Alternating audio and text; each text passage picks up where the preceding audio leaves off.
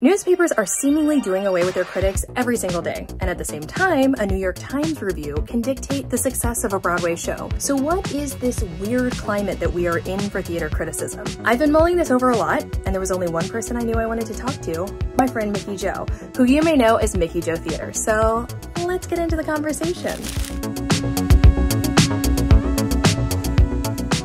Hi friends, this is Katharine Quinn here, and I have a special guest today, and I'm so incredibly excited about it.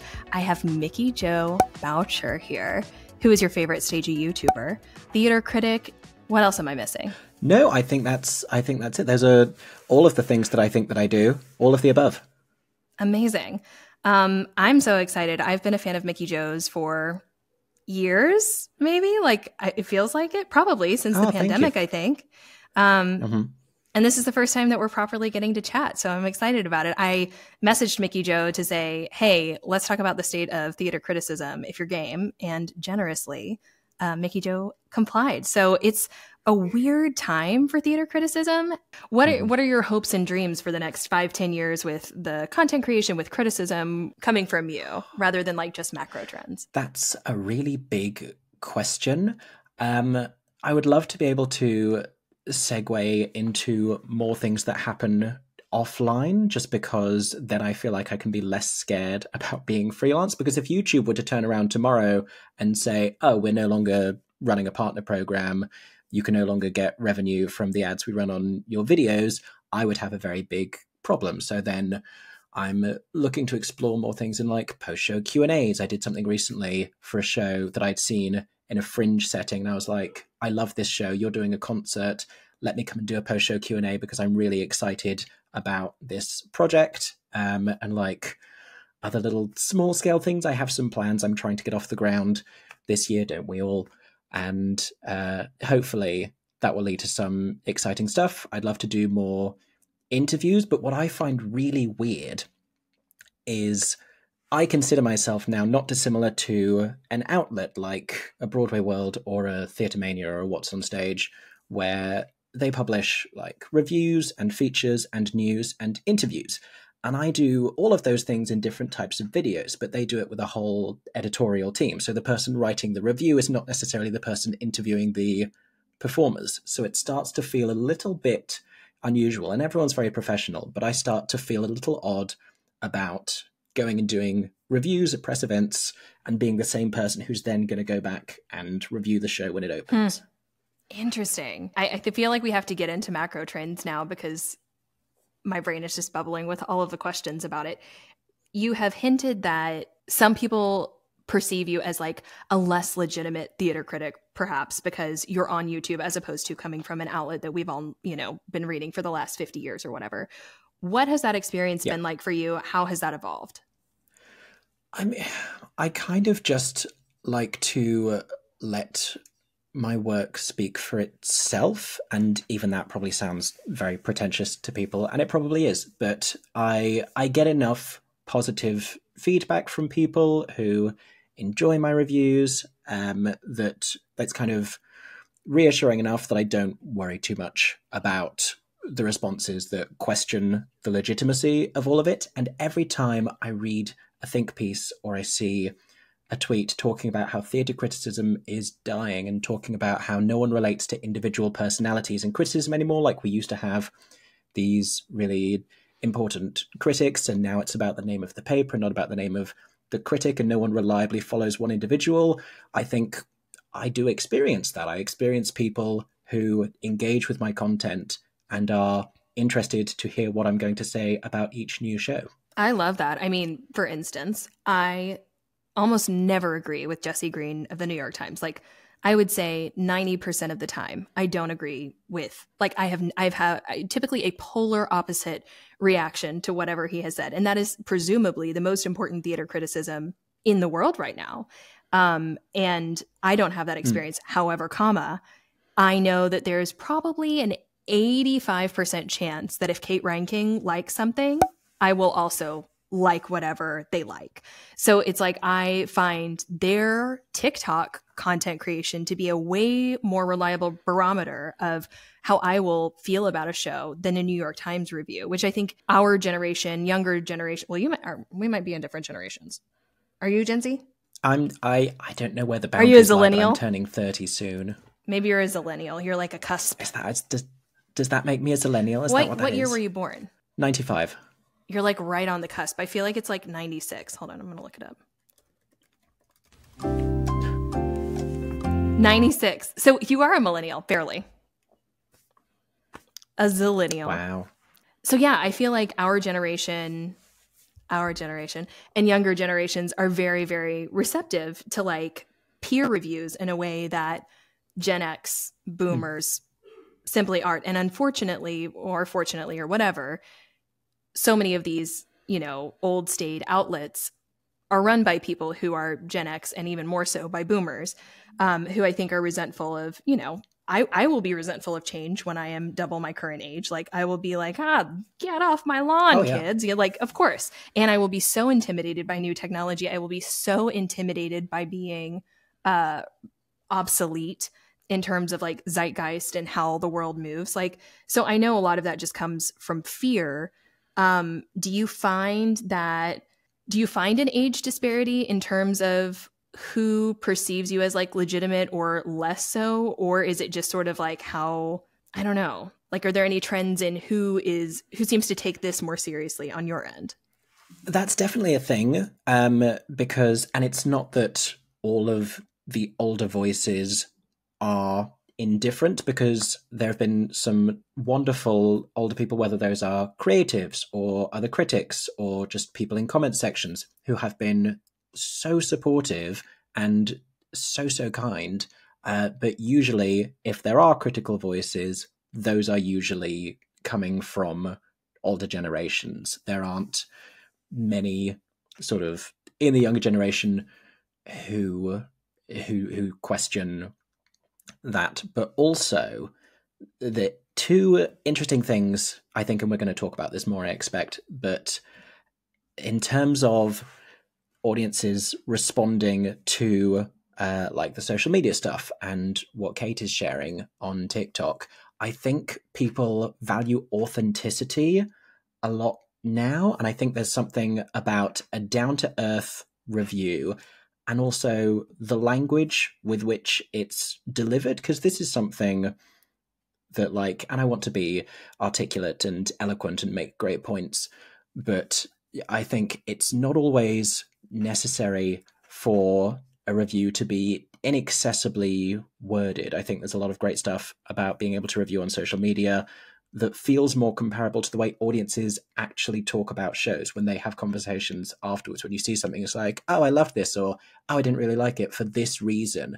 And then I find myself doing it. If I'm writing something versus a video review, I think, right, well, I need to do some clever turns of phrase and I need to use a lot of metaphor, and everything has to be in that kind of speech. But if I'm talking to a camera, then I'll just explain what I actually thought of it, and it can feel a little bit more informal. And I think people respond to that because they can actually understand it. I think you're totally right. Oh my gosh, my brain is, I have too many thoughts in my head. It's so interesting because we have a Critics Institute here, the O'Neill Critics Institute. And I thought about, over the last year or two, I have since decided against this, but I thought about what would happen if I just tried to apply and said that my primary medium has been, video content, video reviews, and I'm interested in learning like the old ways, and seeing how that may or may not apply to whatever, and just seeing what their response was, if it would be like a get off my lawn, or if it would be, something that might be embraced. Because something I think that you said that struck me and has been true for my experience is you were like, creatives are very, very grateful and receptive to this content. And I have really, really found that to be true, to the point that a lot of the people who are bringing me on to social media for Broadway projects are now creatives themselves, who before general management, before producers see the value, the creatives are like, wait, but this is the content we consume every day. Like, this is, 80% of Broadway shows are not making their money, and we have 20% fewer audiences than we had pre-pandemic. And like you said, it seems like such an obvious link to me when you're like, I didn't know anyone would care about my super niche content talking about this nerdy revival of this thing or comparing this to this. No, it's like the number of theater nerds across the world who don't have ready access to Broadway and London theater are like innumerable. There are so many.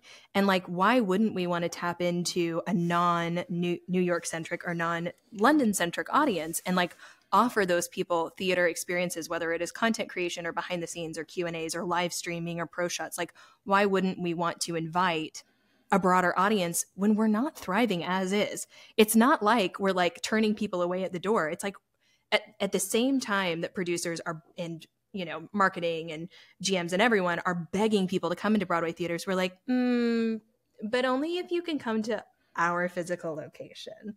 And I'm just like, nothing's like that anymore. Like, it's more likely that I'm going to watch a first release film on my TV than in a movie theater now. So like, why are we and I say this as somebody who like lives for live theater. Like, I'm sure you do too. Like, both of us would rather be in a physical theater. And honestly, whoever in Paducah, Kentucky also probably would rather be in a live theater, but a digital access to that theater is still better than none at all, you know?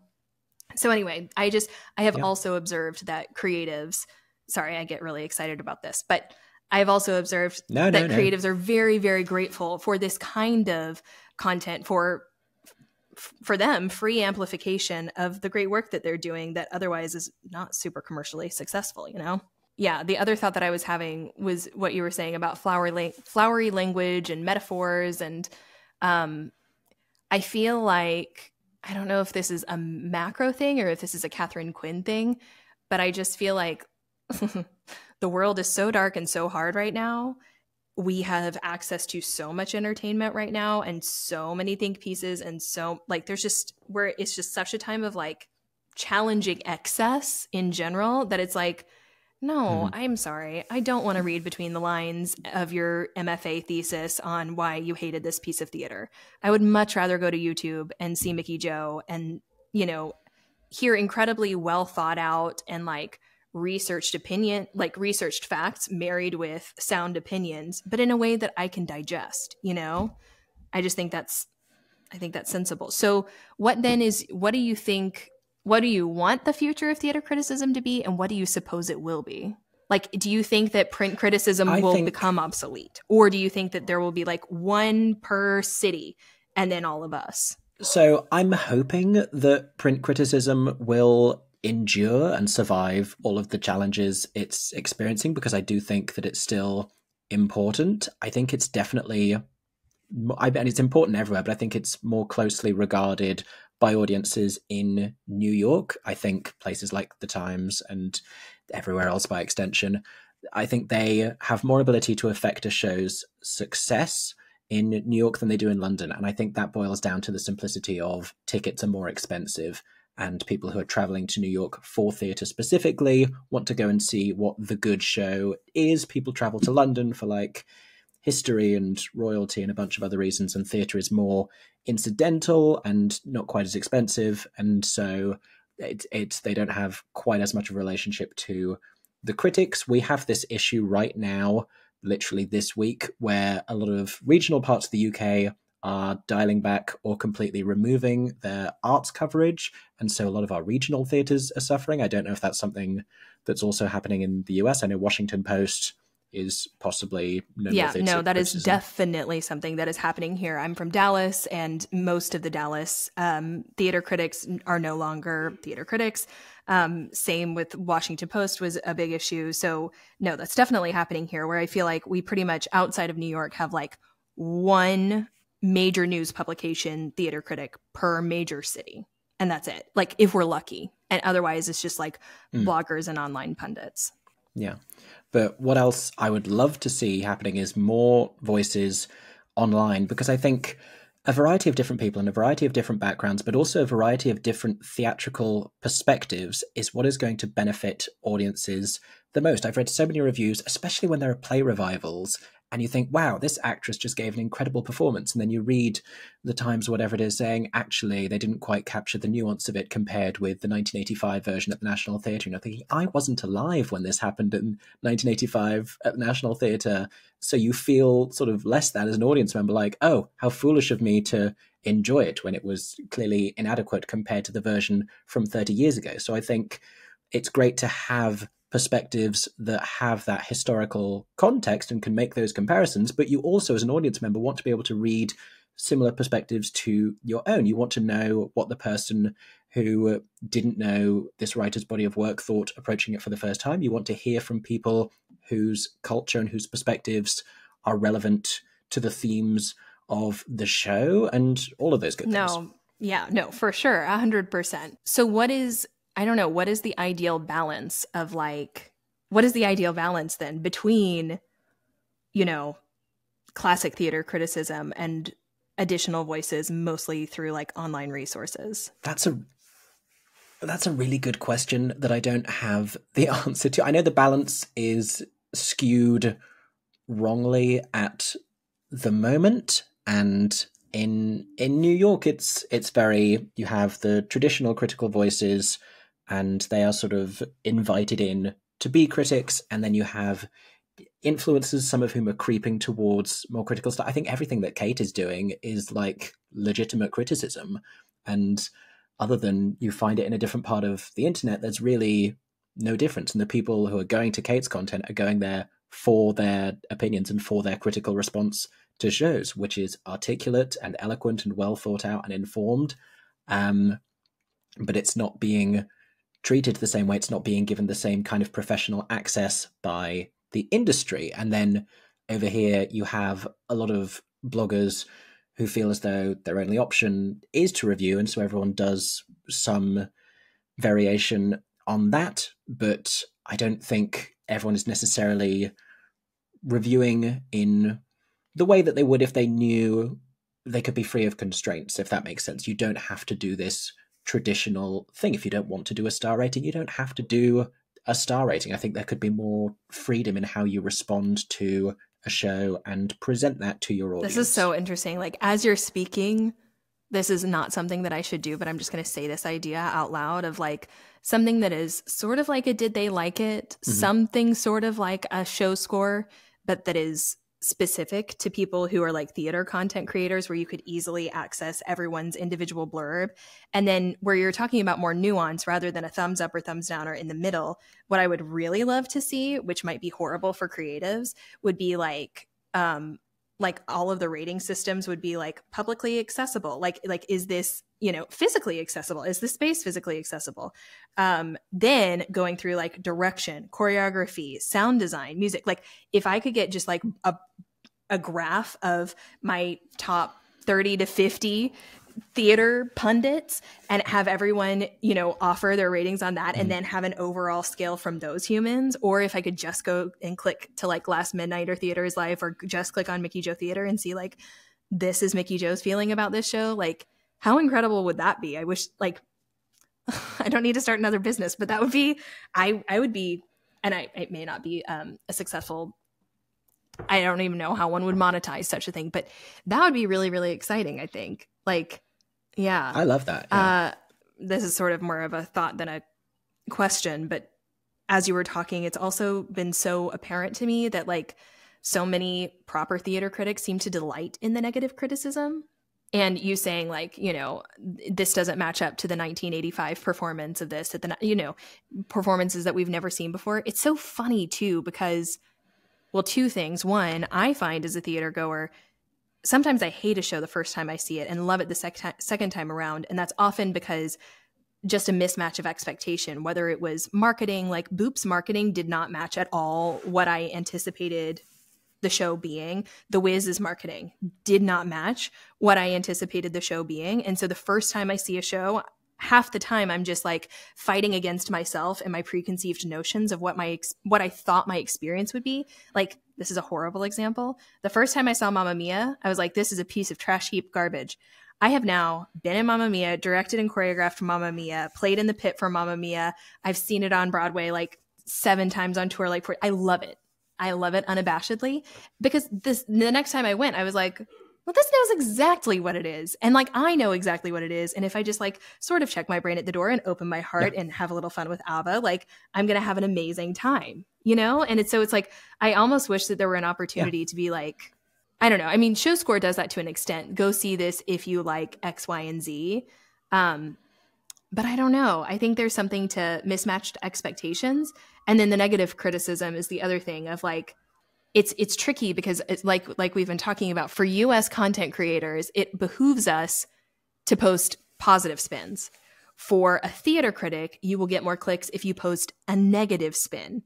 So then where do you find like an authentic, like how can theaters reach out to authentic criticism that won't tank their show, but will offer like a legitimate take? Do you know what I mean? I do. And I have two thoughts coming off of that, and I don't know if either of them are an effective answer to that question. But it's interesting because I have heard from so many newspaper critics that they are dissuaded from writing 3-star reviews because those are the least read. Like, you either want to read something that's got a positive or a negative. And here it's out of a 5-star system, which like Time Out does, but the Post doesn't do. The Post does 4 in New York. I think they do a max of 4 stars and Time Out does 5. The star ratings make no sense. I just went to Chicago and it was like going out on a 4-star review. And I was like, well, don't you want a 5-star review? And my buddy was like, no, in Chicago, we just do 4 stars. I'm like, that's so stupid, but whatever. Anyway, arbitrary.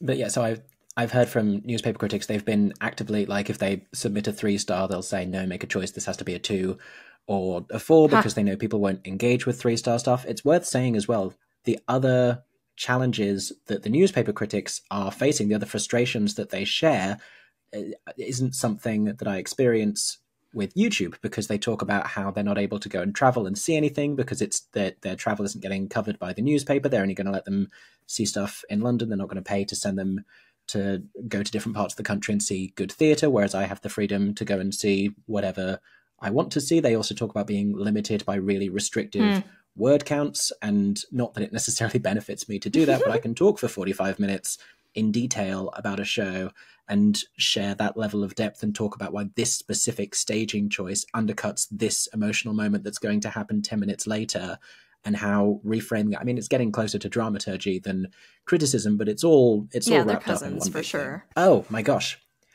I say this all the time. This is exactly what you were saying. The key to having a good experience at the theatre is managing your expectation levels, because 2 nights in a row in New York, I went to go and see Dracula, a comedy of terrors at New World Stages. The next night, I went to the last ever Sondheim musical, and I enjoyed myself more at Dracula because I knew exactly what that was going to be. And I went to the Sondheim musical expecting a musical with a capital M, with a full Sondheim score that was going to stand up to his previous incredible work, which is not what that show is, because it was unfinished and it leans more into the play of it all, and there's no music in the second act and everything else I've already said about that show.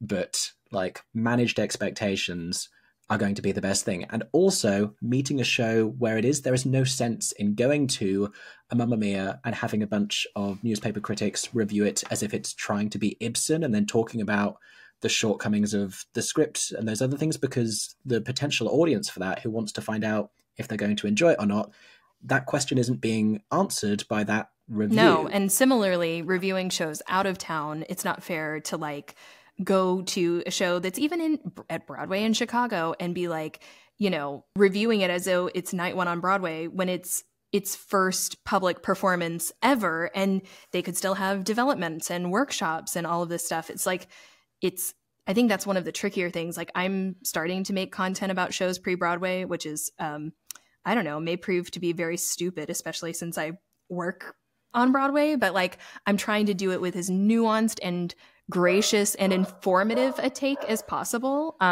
Just because I feel like folks will, sorry, my dog is really excited. He has a lot of thoughts about theater criticism. But folks will write off a show's out of town and then just say, oh, well, that show was garbage. I'm not going to see it on Broadway. Even in the last year, and even on shows that haven't changed too drastically, there have been some fairly seismic change. Like, I would say that, like, Shucked from the first reading that I worked on to Broadway opening night, there were some pretty seismic changes there. And like, for the better. We have to like allow shows the development time that they need. And if these critics are going to go see all of these out of towns, which they are doing, I just need them to like have the grace to understand where those shows are in their development at that time, as opposed to treating them as though they're already a finished Broadway musical when that's just not the way it's ever worked, you know? Yeah.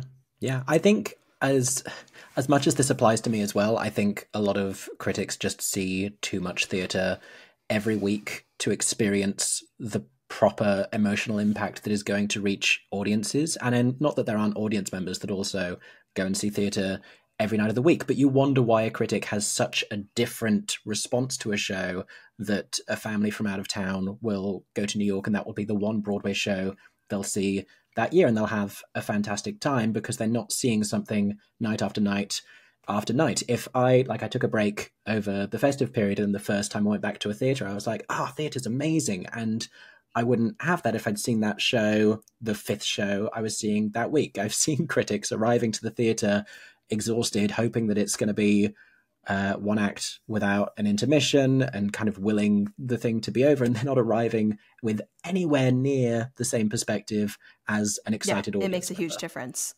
Where you're sitting makes a difference. The sound mixing makes a difference. If you're hungry, makes a difference. Can you get to the bathroom in time makes a difference. It's like all of these little human things that, like, you know, that theater could have just had a rotten night. The star might look like their ex who they never wanted to see again. You don't know. Like, you know, but there's just like such an incredible amount of importance placed on all of these voices. And hopefully, I know this leads into one of my, I promise, last thoughts, because I don't want to take all of your time. Someone had recently commented on one of my videos about the theater scene in Vancouver, Canada, and how there's one critic that everyone reads because he posts mean, I think it's a man, mean, nasty reviews. And it's sort of just like, you know, hate reading, whatever.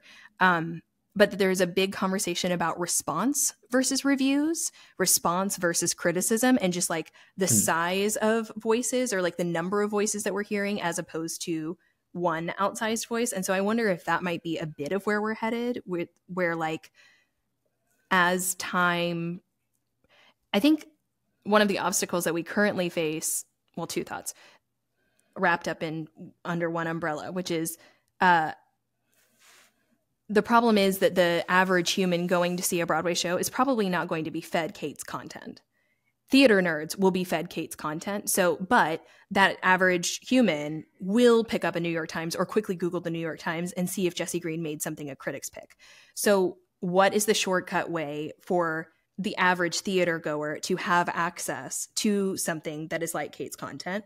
But then my second point that is related is I've been like mulling over the 22-23 Broadway statistics reported by the Broadway League. They finally made that report for the first time in 4 years. And 30% of the tickets are purchased by 5% of the audience. So there is a group, so like Megafans basically are only 5% of the total number of humans who go to Broadway shows, but they purchase about a third of all tickets. And those 5% see 15 or more Broadway shows every single year. And so it's like, on the one hand, people like you and Kate are serving that full third, but then how do we give you access to the remaining 2/3 who might look at a Jesse Green as opposed to searching for that information on TikTok?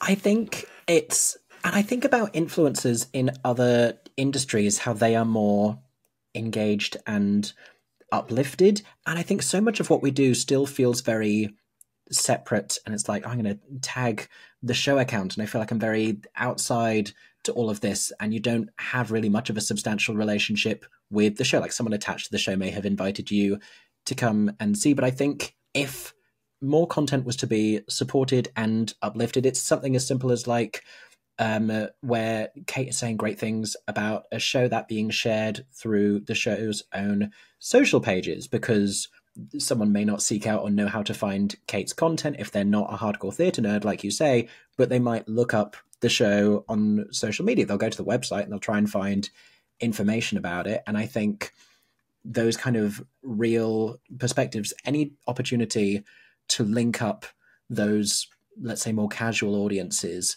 with theatre influencers just legitimizes the concept of theatre influencers being actual things that exist. The fact that it's such an ingrained concept in like beauty and travel and things that don't actually cost nearly as much money as theatre tickets kind of boggles my mind as to why theatre influencers aren't even more considered by audiences, I think. Yeah, I don't know how we get more eyeballs on those humans, but I think that's really smart. That's the actual show handles at the least sharing or reposting, or I don't know. It's tricky. I feel like as a social media manager, I would have a hard time if Kate said anything negative about the show, getting a producer to let me post that to the main feed, even though as a more contemporary like creator, I think that would be valuable for the show, even if it's not strictly positive, you know? I mean, I think there's got to be ways of at least like taking snippets. I would love to see a like an edited press reel that isn't just different sentences from like, this is the one quote, the pull quote from the New York Times, and this is the one pull quote from the Post. I would love to see something that actually involves real perspectives, and I think people would respond to that more, because I think people disengage with all of these quotes. You can go through even a middling review and find a sentence that sounds good out of context, but if you have an actual human being talking to you, you get a sense of their enthusiasm and their passion, their excitement, and you can see how that piece of theatre actually affected them. That's going to be more impactful. The other half of this is, I know that these people are battling to get into the shows in the first place, are still paying to get into the shows. This is why you don't have more blogger reviewers on Broadway compared with London, because worst comes to worst, if you don't get the invites here in London, people will buy tickets. People will get £25 rush tickets and go and see West End shows. Broadway is comparatively inaccessible in that fact, and so a critic can't self-fund themselves to go and see everything in a Broadway season, because no one can afford to do that. $162 a ticket, average ticket price, like it'd be bananas. Okay, this is amazing. I am a giant fan. I'm grateful for all of your thoughts. Thank you for talking with me. Thank you for asking me. It was great to talk about it. I mean, likewise. All right, friends, if you want to follow MickeyJo, can you share where folks can find you? I am predominantly on YouTube as MickeyJotheatre, but I also post stuff on Instagram, on TikTok, on X, the app formerly known as Twitter. I'm on LinkedIn for business inquiries. Anywhere that social media stuff happens, I try and talk about. Make sure you follow MickeyJo. I'm at It's Katharine Quinn on TikTok and Instagram and YouTube. New content here every week. More wonderful guests like MickeyJo. And thanks for watching. As always, friends, thank you so much for watching. If you enjoyed this video, hitting that like button, leaving a comment is the surest way to let the YouTube algorithm know what wonderful humans to send my video to. I appreciate all of the discussion as long as it is kind and constructive. You're also welcome to follow me on Instagram and TikTok at Katharine Quinn, and I'll see you next time. Bye.